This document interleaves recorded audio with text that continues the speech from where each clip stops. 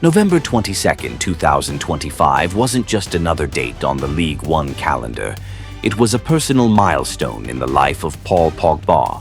Exactly 811 days after his last professional appearance, a 28-minute outing for Juventus against Empoli on September 3, 2023, the 2018 World Cup winner finally stepped back onto the pitch. This time it was in Monaco colors, in a Ligue 1 Matchweek 13 trip to Rennes. At 32, this moment meant more than any trophy he has ever lifted. Pogba's road back has been nothing short of an epic battle against adversity.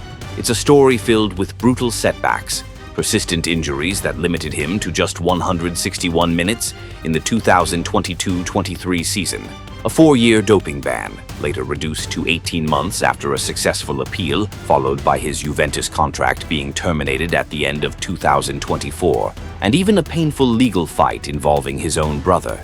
Every time he seemed close to returning, something pulled him back, making fans wonder if they'd ever see him again.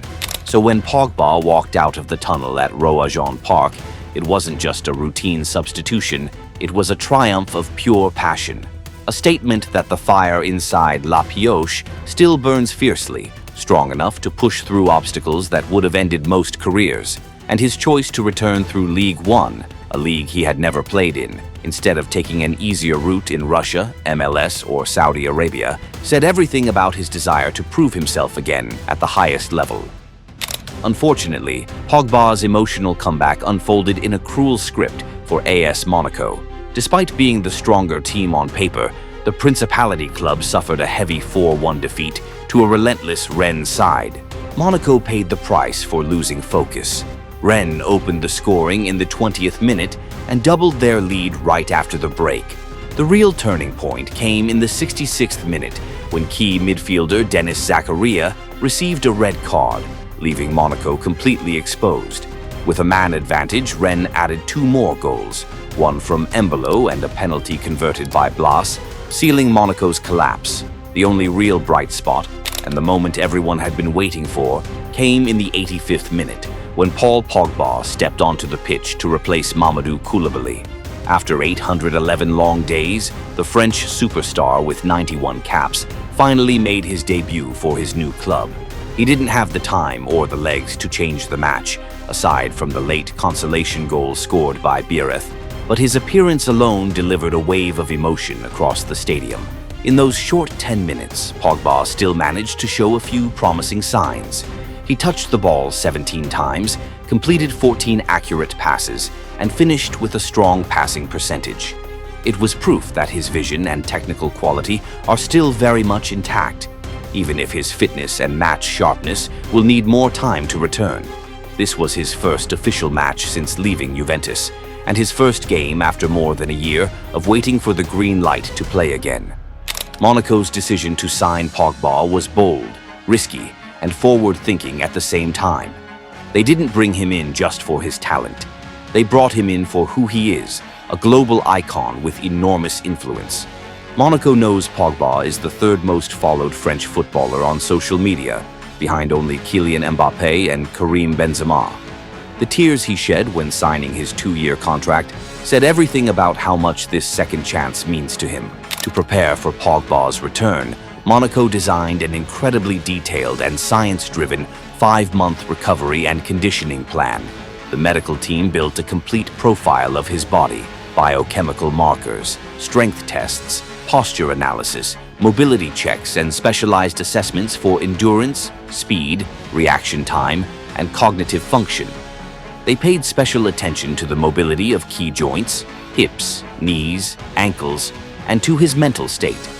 Under the daily supervision of head physiotherapist Jerome Palestri, the roadmap was set out clearly. Reduce muscle weakness and minimize the risk of recurring injuries, something that has haunted Pogba throughout his career. Rebuild physical fitness tailored to his unique playing style. Adjust training intensity step by step, making sure he can handle the pressure, pace, and physical demand required in high-level training sessions and competitive matches. Pogba's seriousness about this comeback can also be seen in his financial commitment. Accepting a salary of around 320,000 euros per month, roughly half of what he earned at Juventus, shows that his desire to play again comes far before money.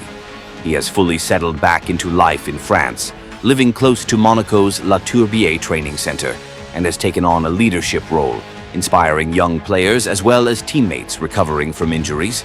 He even launched a jewelry collection called Unbreakable with his wife, Maria Zulay Salawes, right in Monaco, a fitting name for a man who refuses to break. Even though he has only just returned, Pogba's impact at Monaco already goes far beyond the pitch.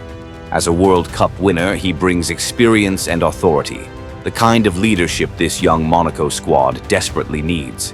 He's a natural leader, present everywhere, in the dressing room, on the training ground, and even in the VIP area during home games, where he often invites injured teammates to watch matches together.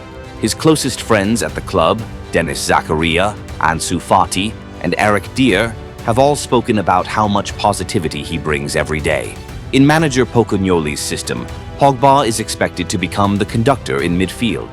His long passing, his press resistance, and his ability to launch attacks are exactly what Monaco need to stay balanced and dangerous. Fitness remains the biggest question, understandable after being away from top-level football for so long. But his reading of the game and his quick decision-making are qualities that simply don't disappear. Those strengths are expected to compensate for any physical gaps in the early stages of his return.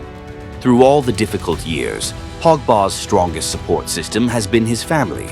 He has spent most of his time with his wife, Maria Zulay Salawes from Bolivia, and their 3 children. They are the reason he stayed grounded through illness, injuries, legal battles, and everything in between, giving him the belief he needed to chase his dream of returning to the pitch. Coming back after 2 years and 2 months away from football is a challenge even top experts admit has almost no precedent. Every part of Pogba's game, his muscles, his joints, his stamina, his speed, even his reading of the game, is still an unknown. Alexandre Delal, former fitness coach at Lyon and Nice, put it clearly: Monaco won't put Pogba on the pitch just for the sake of playing him. It's mid-November now, and I think the plan is to ease him in, with the hope that Paul becomes a real treasure for the club in the first half of 2026.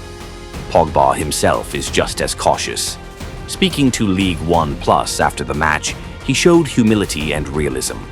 I feel good, but I still need time to get my fitness back and play a full 90 minutes. I'm trying not to rush. What needs to happen will happen. Notably, Pogba avoided setting big targets like the 2026 World Cup. I don't want to think too far ahead. First, I need to get back to 100%, play full matches, and give everything for Monaco. The World Cup is still far away. Today is only step 1. Step 2. If I make it to the 2026 World Cup, that would be a reward. Those words show a more mature, grounded Pogba, someone who understands that this comeback is a marathon, not a sprint. The next symbolic milestone for him and Monaco will be their Champions League clash against his former club Juventus on January 28, 2026, where fans hope he might finally be ready to start. In the end, Pogba has survived the hardest moments of his life and career. Now he stands on his own 2 feet again. The real fight is only beginning, and the whole world is watching to see whether the French superstar can rise again in Monaco and reclaim his place among football's elite.